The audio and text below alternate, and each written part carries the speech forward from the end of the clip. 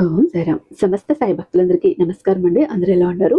అందరూ కూడా బాబా గారి దయ వలన ఎప్పుడు ఆనందంగా, ఆరోగ్యంగా ఉండాలని, మీరు కోరిన కోరికలన్నింటినీ కూడా బాబా గారు తీర్చేయాలని మీ తరపున నేను కూడా బాబా గారిని మనస్ఫూర్తిగా కోరుకుంటూ, ముందుగా బాబా గారి పాద పద్మాలకైతే ఒక్కసారి నమస్కరించుకుని వీడియోలకైతే వెళ్ళిపోదాం. ఇక ఈ రోజు బాబా గారు సాయి మాటగా నా నోట ఏం పలికించబోతున్నారంటే, తల్లి రేపే నీ ఇంటికి వస్తున్నా, గుర్తుపడతావో లేదో మరి.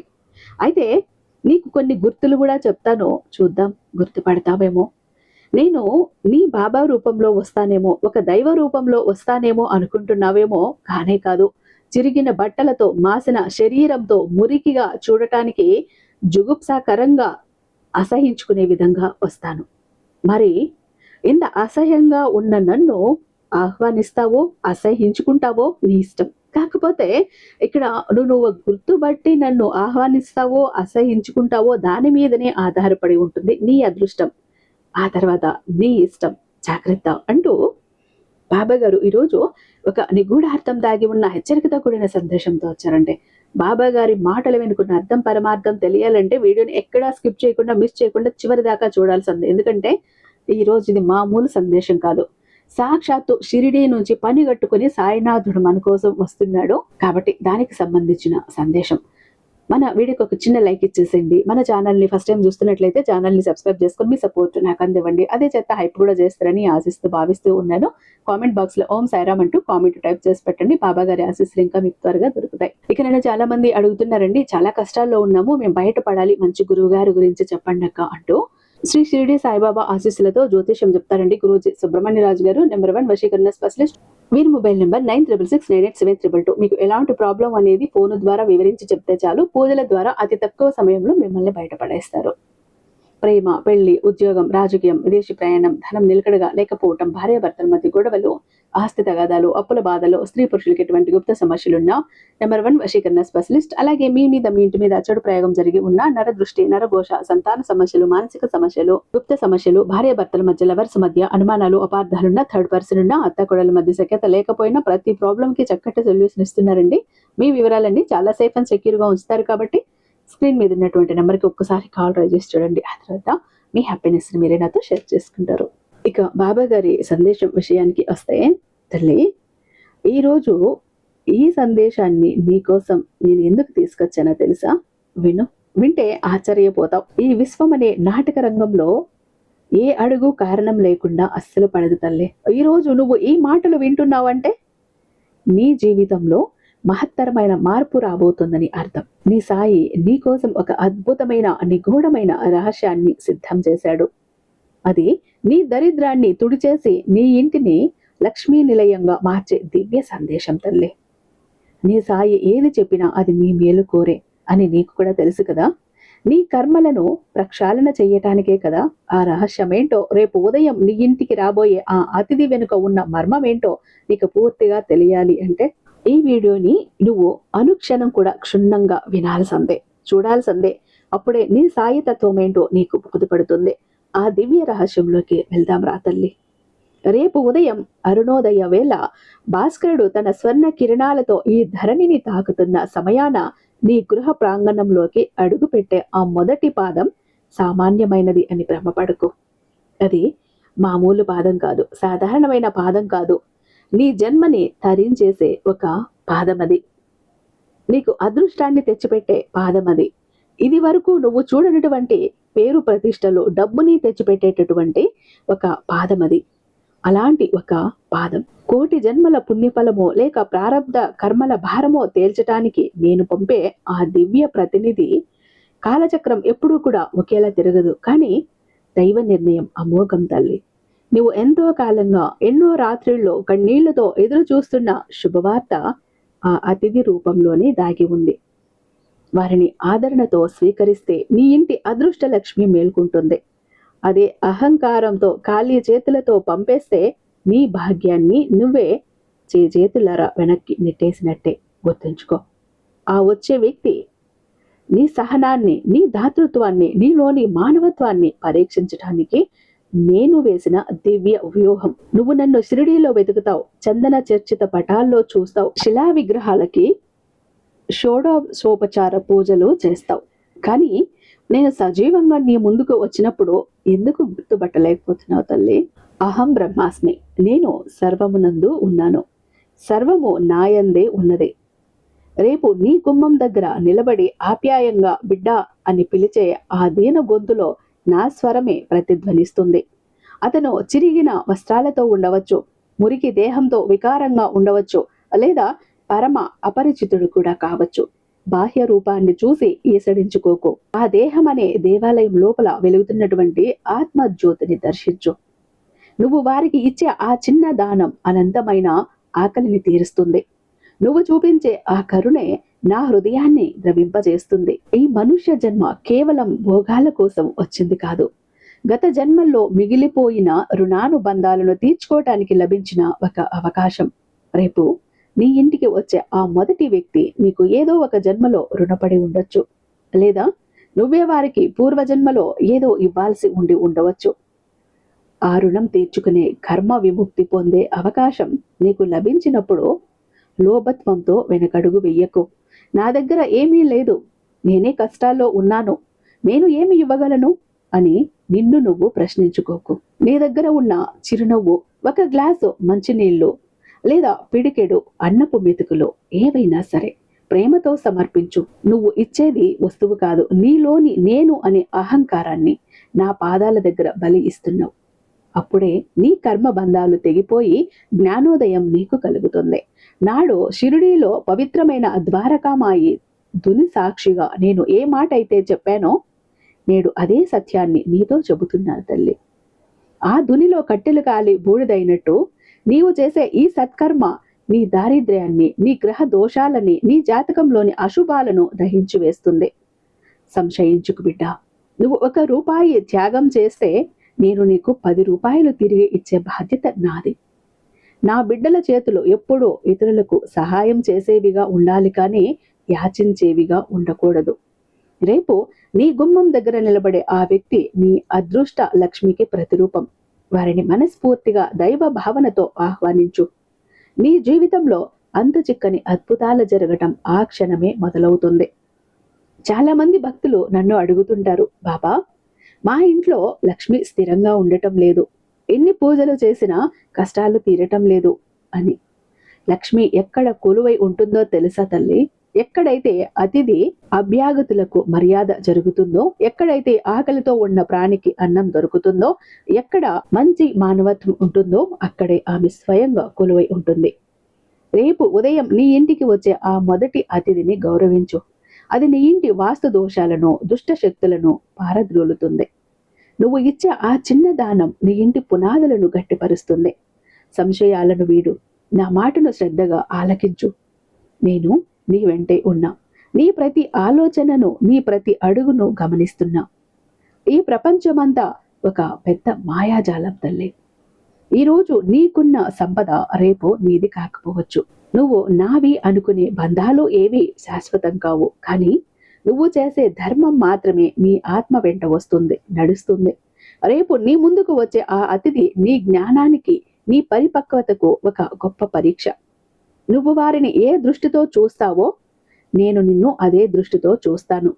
నేను ఉన్నతమైన వాడిని, అతను యాచకుడు అనే అహంకార పూరిత భావం వద్దు. అతను నా రూపం, నా ప్రతిరూపం, నా సృష్టిలోని భాగం అని నువ్వు గుర్తించు. ఆ భావన కలిగిన క్షణమే నీకు మోక్షం సిద్ధిస్తుంది. నీ హృదయ కవాటాలను విశాలం చేసుకో. అప్పుడే నా అనుగ్రహ వర్షం నీపై కురుస్తుంది. శిష్యుడికి గురువు ఇచ్చే ఆజ్ఞే పరమధర్మం, వేద ప్రమాణం. రేపు ఉదయం నువ్వు నిద్ర లేవగానే నీ మనసుని ప్రశాంతమైన సరోవరంలా ఉంచుకో. ఎవరితోనూ వాదించుకో, ఏ జీవిని నొప్పించుకో. నీ తలుపు తట్టే ఆ మొదటి వ్యక్తికి విముఖత చూపకు. ఒకవేళ నువ్వు వారిని తిట్టి పంపినా, లేదా నిర్లక్ష్యంతో ఏమి ఇవ్వకుండా వెనక్కి పంపినా, అది సాక్షాత్తు నన్ను తిరస్కరించటమే అవుతుంది, నన్ను అవమానించటమే అవుతుంది. నీ అదృష్టం నీ గుమ్మం వరకు వచ్చి నీ ప్రవర్తన చూసి వెనక్కి వెనతిరిగిపోతుంది. అలా జరగనివ్వకు బిడ్డ. ఇది నీ జన్మను పునీతం చేసే గొప్ప అవకాశం. నా మాట విను. నీ యోగక్షేమాల భారం నేను మోస్తాను, నాకు అప్పగించు. ఇక్కడ నువ్వు ఉండాల్సింది నిబద్ధతతో ఉండాలి, సహనంతో ఉండాలి, ఓర్పుతో ఉండాలి, ప్రశాంతంగా ఉండాలి. ఎందుకంటే అతిథిని ఎప్పుడూ కూడా గౌరవించాలే కానీ అగౌరవపరచకూడదు. ఆ అతిథి రూపంలో ఎవరైనా రావచ్చు, ఏ భగవంతుడైనా రావచ్చు, నీ ఇలవేలుపు రావచ్చు, నీ ఇంటి దైవం రావచ్చు, నీ ఇష్ట దైవం రావచ్చు, సాక్షాత్తు షిరిడి నుంచి నీ సాయి రావచ్చు. అదృష్ట దేవత అదృష్టాన్ని తన చేతుల్లో నింపుకొని తను కూడా వచ్చి నీ గుమ్మంలో నిలబడొచ్చు. అప్పుడు నిర్లక్ష్యం చేసి నిరాకరించావు అంటే ప్రతి ఒక్కటి దూరం చేసుకుంటావు. అలా ఒక గొప్ప అవకాశం ఇది. నా మాట విను. నీ యోగక్షేమాల భారం నేను మోస్తాను. ఒక్కసారి ఆ అతిథి నిన్ను పరీక్షించవచ్చు. నీ ఓర్పుని, నీ సహనాన్ని పరీక్షించేలా వారు ప్రవర్తించవచ్చు. అప్పుడు కూడా నువ్వు నిబ్బరంగా ఉండు. కోపానికి, అసహనానికి తావివ్వకు. ఓర్పు, సబూరి ఎక్కడైతే ఉంటుందో అక్కడ నేను నివాసం ఉంటాను. నువ్వు ఎంత శాంతంగా ఆ అతిథిని ఎదుర్కొంటావో నీకు లభించే పుణ్యఫలం అంత అనంతంగా ఉంటుంది. రేపు ఉదయం జరిగే ఆ స్వల్ప సంఘటన నీ జీవిత ప్రయాణంలో ఒక మహా మలుపు కాబోతోంది. ఆ మలుపు నీకు శుభాన్ని, సుఖాన్ని చేకూర్చాలి అంటే నువ్వు నా సిద్ధాంతాలను త్రికరణ శుద్ధిగా పాటించాలి తల్లి. ఈ జగత్తులో ఏ బంధం లేకుండా, ఏ రుణము లేకుండా ఎవరు ఎవరిని కలవరు. కారణం ఉంటుంది. రేపు నీ ఇంటికి వచ్చే ఆ వ్యక్తితో నీకు పూర్వ జన్మల నుండి విడదీయరాని రుణానుబంధం ఉంది. ఆ రుణాన్ని తీర్చుకొని నీ కర్మచక్రం నుండి విముక్తి పొందటానికే వారు వస్తున్నారు. వారిని సంతోష పెట్టడం ద్వారా నువ్వు ఒక పెద్ద కర్మ దోషం నుండి విముక్తి పొందుతావు. ఇది కేవలం ఒక కల్పిత కథ కాదు బిడ్డ. ఇది నీ జీవితానికి సంబంధించిన పరమ సత్యం. నీ మనసులోని భారాన్ని దించుకోవాలి అంటే ఆ అతిథిని దైవ స్వరూపంగా, నీ సాయి స్వరూపంగా భావించు, సేవించు. నీ కళ్ళల్లో నిలిచిన కన్నీటిని తుడిచే బాధ్యత నాది. రేపు ఉదయం నువ్వు చేసే ఆ చిన్న దానమే నీ జీవితంలో ఒక మహాద్భుతానికి నాంది పలుకుతుంది. ఆ అతిథి వెళ్ళిపోయిన తర్వాత నీ మనసులో ఒక తెలియని ప్రశాంతత, ఒక దివ్యమైన, అనిర్వచనీయమైన అనుభూతి కలుగుతుంది. అదే నా స్పర్శ, అదే నా ఆశీర్వాదం. ఆ క్షణం నుండి కూడా నీ ఇంట్లో ఉన్న అశాంతి మంచులా కరిగిపోతుంది. నీ పనుల్లో ఉన్న ఆటంకులు పటాపంచలైపోతాయి. సాయి లీలలో ఎంత అపారమో, ఎంత అమోఘమో నీకు అప్పుడు అర్థమవుతుంది. ఆ అనుభవాన్ని పొందటానికి సిద్ధంగా ఉండు. ఈ ప్రపంచమంతా కూడా ఒక పెద్ద మాయాజాలం తల్లి. ఈ రోజు నీకున్న ఇవేవి కూడా రేపు నీవి కాకపోవచ్చు. కాబట్టి జాగ్రత్త. బంధాలు అనేవి ఏవి శాశ్వతం కావు. కానీ నువ్వు చేసే ధర్మం మాత్రమే నీ వెంట నడుస్తుంది. రేపు నీ ఇంటి ముందుకు వచ్చే ఆ అతిథి నీ జ్ఞానానికి, నీ పరిపక్వతకు ఒక గొప్ప పరీక్ష. నువ్వు వారిని ఏ దృష్టితో చూస్తావో నేను నిన్ను అదే దృష్టితో చూస్తాను. నేను ఉన్నతమైన వాడిని, అతను యాచకుడు అనే అహంకార భావన అస్సలు రానివ్వకు. అదృష్టాన్ని అందుకోవటానికి సిద్ధంగా ఉండు. భయం వద్దు బిడ్డ. రేపు ఏం జరుగుతుందో, నా భవిష్యత్తు ఏమవుతుందో అని దిగులు పడకు. నేను నీ వెంటే నీడలా ఉండి నిన్ను నడిపిస్తున్నాను. రేపు నీ ఇంటికి వచ్చే ఆ అతిథికి నువ్వు చేసే సేవ నీలోని ఆత్మవిశ్వాసాన్ని హిమాలయమంతా ఎత్తుకు పెంచుతుంది. త్యాగంలో ఉన్న పరమానందాన్ని అనుభవించిన వారికే ఆ రుచి తెలుస్తుంది. నువ్వు ఇచ్చే ఆ ప్రతిదీ నాకే చెందుతుందని మనసా వాచ నమ్ము. నీ జీవిత భారమంతా నాపై మోపు. నీ గమ్యాన్ని నేను నిర్దేశిస్తాను. అన్నము పరబ్రహ్మ స్వరూపం, జీవకోటికి ఆధారం. రేపు ఉదయం వచ్చే అతిథి ఒకవేళ ఆకలితో ఉంటే నీ దగ్గర ఉన్న ఆహారాన్ని ప్రేమతో, మమకారంతో వడ్డించు. అది నీకు వేల యజ్ఞాల చేసినంత పుణ్యాన్ని ప్రసాదిస్తుంది. నా బిడ్డలు ఎవరూ ఆకలితో అలమటించకూడదు అన్నదే నా ఏకైక అభిలాష. నువ్వు వారి ఆకలి తీరిస్తే నేను నీ జన్మ జన్మల ఆకలిని తీర్చి నీకు జ్ఞానభిక్షను పెడతాను తల్లి. నీ గృహం ఎల్లప్పుడూ అన్నపూర్ణ నిలయంగా విరాజిల్లుతుంది. నీ క్షేమం నా బాధ్యత అని నేను ఎప్పుడో వాగ్దానం చేశాను కదా. కానీ నువ్వు నా ధర్మాన్ని నిష్కామంగా అనుసరించాలి. ధర్మో రక్షతి రక్షితః. నువ్వు ధర్మాన్ని రక్షిస్తే ఆ ధర్మమే నిన్ను వజ్రకవచంలా రక్షిస్తుంది. రేపు ఉదయం నువ్వు చేసే ఆ ధర్మం నీ కుటుంబాన్ని చల్లగా కాపాడుతుంది.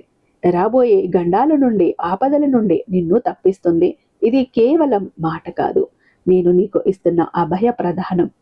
నన్ను నమ్ము, నా పాదాలను ఆశ్రయించు. భక్తి అంటే కేవలం మంత్రతంత్రాలు చదవటం కాదు, తోటి ప్రాణితో దైవత్వాన్ని గుర్తించి సాయపడటం. రేపు వచ్చే అతిథిని చూసి ముఖం చిట్లించుకోకు. ఆప్యాయతతో కూడిన చిరునవ్వుతో ఆహ్వానించు. నీ మనసు ఎంత నిర్మలంగా ఉంటే నా అనుగ్రహం అంత త్వరగా, అంత శక్తివంతంగా నీపై పడుతుంది. నీ హృదయమే నా గుడి. అక్కడ నన్ను ప్రతిష్ఠించుకో. అప్పుడే నువ్వు చేసే ప్రతి పని ఒక పూజలాగా మారుతుంది. కాలం ఎవరి కోసము ఆగదు. అది మహాప్రవాహం లాంటిది తల్లి. ఈరోజు నీ ముందుకు వచ్చిన అవకాశం రేపు మళ్ళీ రాకపోవచ్చు.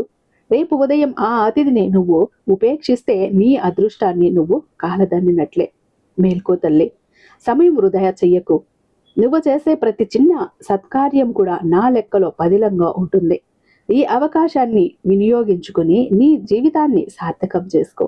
నన్ను గౌరవించేవారు, నా మాటను వేదనలా వినేవారు రేపు నా అతిథికి చేసే సాయమే నాకు నువ్వు సమర్పించే ఒక గొప్ప గురుదక్షిణ. నాకు నువ్వు ఇచ్చే బంగారం అక్కర్లేదు, వెండి అక్కర్లేదు. నీలోని దయ, నీలోని కరుణ నాకు చాలు. ఆ అతిథి కళ్ళల్లో నీ వల్ల కలిగే ఆనందాన్ని చూడు. అదే నా తృప్తి, అదే నా పరమార్థం. నువ్వు ఇతరులకు చేసే మేలు నేను నీకు సర్వశుభాలను కలిగిస్తాను. ఈ ప్రపంచంలో ఆపదలు, కష్టాలు సముద్రపు అలల్లాగా వస్తూనే ఉంటాయి తల్లి. కానీ నా నామస్మరణ చేసేవాడికి, నా మార్గంలో నడిచేవాడికి ఏ భయమూ లేదు. రేపు వచ్చే ఆ మొదటి వ్యక్తి నీ ఇంటి చుట్టూ ఒక దివ్యమైన రక్షణ కవచాన్ని ఏర్పరుస్తారు. వారిని గౌరవించు. నీ భక్తిని చాటుకో. నువ్వు చేసే సేవ నీ ఇంటికి ఎటువంటి దిష్టి తగలకుండా, ఎటువంటి దుష్ట శక్తులు చేరకుండా కాపాడుతుంది. ఇది ముమ్మాటికి సత్యం. సత్యం, జ్ఞానం, అనంతం. ఈ మూడింటి కలయికే సాయి తత్వం. సత్యమైన మార్గంలో నడువు. జ్ఞానాన్ని పొందు. అనంతమైన నా ప్రేమను ఆస్వాదించు. రేపు ఉదయం నీ వాకిట నిలబడే ఆ వ్యక్తి నీకు ఒక గొప్ప జీవిత పాఠాన్ని నేర్పిస్తారు. ఆ పాఠాన్ని శ్రద్ధగా విను. నీ మనసులోని అజ్ఞాన అంధకారం తొలగిపోయి జ్ఞాన జ్యోతి వెలుగుతుంది. సాయి మార్గం నీకు ఎల్లప్పుడూ గమ్యం అవుతుంది. ఇది నీకు ఆఖరి హెచ్చరిక అని కాదు తల్లి, ఆఖరి అవకాశం అని భావించు. రేపు నీ గుమ్మం దగ్గర నేను ఏదో ఒక రూపంలో వస్తాను. నిన్ను పరీక్షించి నీకు వరం ఇవ్వటానికే వస్తాను. నన్ను గుర్తుపట్టి నా సేవలో ధరించు. నీ అదృష్టం నీ ముంగిట ఉంది. దాన్ని 2 చేతులతో అందుకో. నువ్వు చేసే పనే నీ తలరాతని మారుస్తుంది. సంశయాలను వీడి సాయి బాటలో నడువు. ప్రతి క్షణం కూడా నువ్వు ఎప్పుడు సాయిని ఆరాధిస్తావో అప్పుడు నీ సాయి నీ చుట్టూ ఉండి కాపాడుతాడు అంటూ బాబా గారు ఈరోజు ఒక అత్యద్భుతమైన సందేశంతో మన ముందుకు వచ్చారండి. ఐ హోప్ ఈ వీడియో మీకు నచ్చే ఉందని భావిస్తున్నాను. రేపు బాబా గారి మరొక అద్భుతమైన సందేశంతో మీ ముందుంటాను. అంతటిదాకా సర్వేజన సుఖినో భవంతు. ఓం సాయిరామ్.